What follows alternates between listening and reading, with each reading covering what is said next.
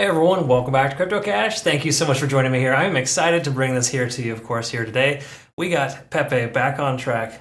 Looks like it wants to take off, and we're going to talk about the reasons why that is likely the case, and also discuss a little bit about this volume profile, because there's a tremendous amount of support in the range here of roughly about 10,000. So awesome stuff there. We'll talk about that and much more here, and obviously if you're new to the channel, I love teaching people to trade. Hopefully you can learn something here today. Congrats to our community members who took some healthy profits on Bitcoin. Nice 40% in 4 days there. We hit all profit targets up to 28,000, as well as Render, a nice little 25% in 4 hours. So cool stuff there.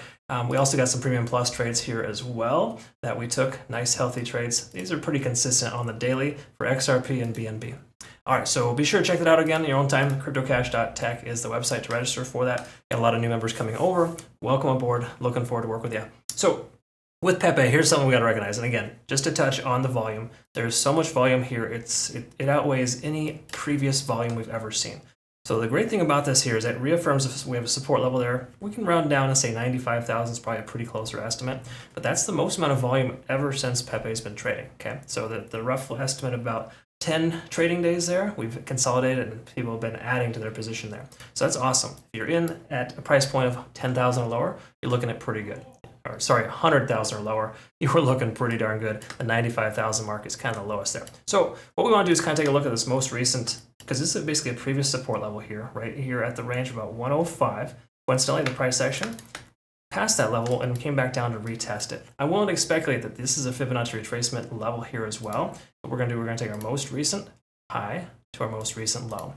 Okay, now you're probably saying, well, what do you mean we had our most recent high here today? Well, you want to estimate the price going down, not up in this case, because obviously we just came from, this candlestick barely closed. So it's important to recognize that we are kind of on the retracement side instead of the upside. But the cool thing about this, you can kind of see there are obviously some targets we can shoot for. But look at this, 1.272, a standard characteristical Fibonacci retracement level where the price action will typically wick up. So roughly at about 110,000 is the number to pay attention to. That'll be a fairly consistent resistance level.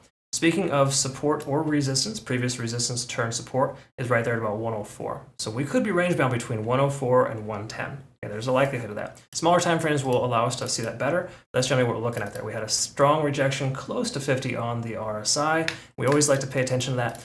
So that simply states us that we are not out of the woods yet, right? We are absolutely in a pretty good position there. So overall, we're looking here fairly healthy. We got a nice strong convergence here on the MACD as well. So this does imply further upside is potential, or probable rather, but we got to test that 50 on the RSI and break through it first. Okay, so we're not out of the woods just yet, but we're definitely looking pretty good. Let's go ahead and remove this fib here just for a moment so we can see the moving averages. You can see the 20 consolidating right there, even though it's on its way down at 104. That reaffirms support. Okay, so really cool stuff there. We'd like to see that. So we can kind of expect 104 to probably be the bottom here for Pepe, which is great. That absolutely kind of reaffirms that support level there. We take a look at the 4-hour time frame, we can see we got rejected off of 70 on the RSI, a very common rejection point, but we are still converging on the MACD here. So there's really nothing disadvantageous here, except for the fact that this is a very large 2 4-hour candles, and we need to recognize that that may actually have somewhat of a pullback. We'll look at the hourly to see if there's overextension, but for the most part, it's a lot of movement in a short amount of time. From bottom to top, we're looking at almost 20%. And that is in under, again, 8 hours. Now, you're probably saying to yourself or snickering, this coin has tremendous potential. Why is that a lot? Well, you got to recognize that this is the largest move we've seen in a short amount of time, in a few days or even weeks, right? So we got to recognize that this is very awesome, very fantastic. But it's also something we need to understand that Bitcoin might be kind of maxing itself out for the moment. And with Bitcoin doing so, if Bitcoin were to pull back a little bit, we could see the same thing happen with Pepe. Okay, so these candlesticks are fairly consistent. I know they're different, of course. All altcoins are slightly different today, but Bitcoin is leading the charge, and you got to recognize we see a pullback from Bitcoin. We could absolutely see some profits being taken from Pepe. Okay, so just be mindful of that. That said, still in good shape. No reason to even want to consider closing your position. Okay, so we're looking pretty darn good here. Keep your longs open for the moment. Let's verify this on the hourly too, though, just to make sure. So when we take a look at the hourly, we do have the overextension I'm referring to. Okay, so we're at a 9 on TD sequential now. So it makes sense for the price to consolidate and go sideways before the next leg up.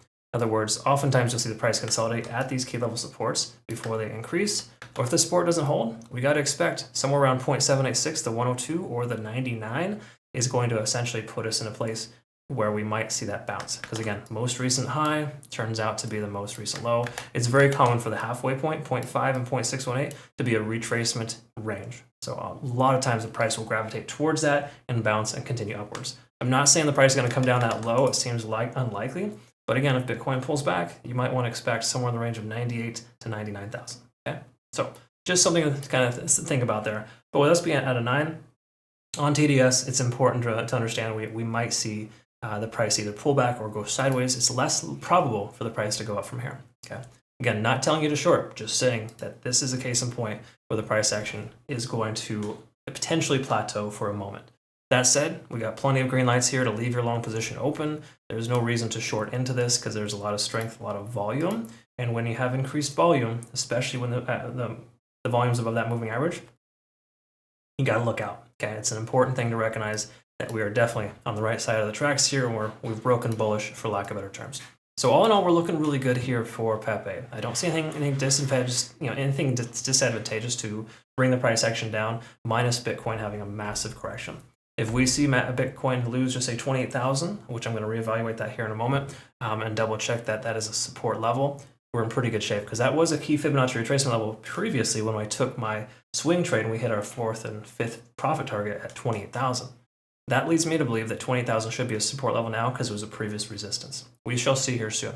Again, that's relevant because, once again, Pepe and most altcoins right now are following Bitcoin. One last little tip here is that Bitcoin dominance is at an all-time high and it continues to go higher. So most altcoins, even though some of them are surging here today, they're still getting hit pretty hard and they're not excelling like they should. We need to see Bitcoin dominance pull back in order to see Pepe or other coins flourish, if you will. Some altcoins will do so, don't get me wrong, but in order to see most or a majority of them, we need to have some kind of Bitcoin dominance pull back to that 48% range. We're at 50 plus right now. It's quite an interesting thing.